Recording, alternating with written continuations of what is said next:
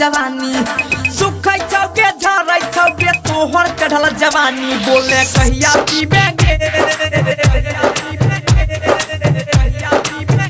बोले कहिया पीबे गे छौड़ी हमरा नल के पानी बोले कहिया पीबे गे छौड़ी हमरा नल के पानी सुखै छै रे झरै छै रे हमर चढ़ल जवानी सुखै छै रे झरै छै रे हमर चढ़ल जवानी बोले कब पिलै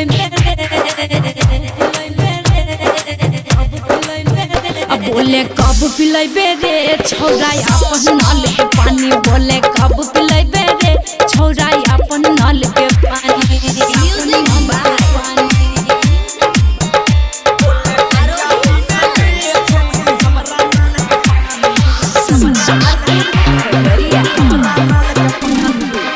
पीबे के पानी कोरत रहबे बम बम गे खिलत जवानी रहबे केकरो से नहीं कम गे केकरो से नहीं रे रे हमारो तो पिए के मन बड़ा होई छै लेकिन कोई छौरा हमरा ऑफर नहीं दै छै छोड़े या दुनिया के गे टेंशन तू रानी छोड़े या दुनिया के गे टेंशन तू रानी बोले सैया पीबे गे बोले कहिया पीबे गे छौड़ी हमरा नल के पानी बोले कब पिलेबे रे छौरा अपन नल के पानी लाल बाबू बोले कब पिलेबे रे छौरा अपन नल के पानी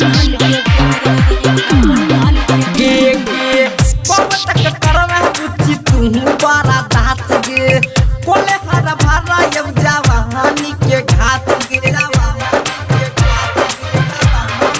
रे रे राइटर चंदन सुने सुमो चिंगारी प्रेम अरोरा के न कहीं न तमारी सोइता सरगम बुझ गेलियौ अब तोहर परेशानी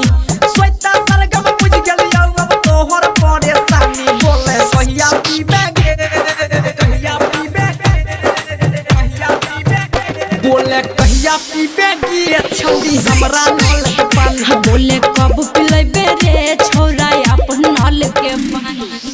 बोल ना रे।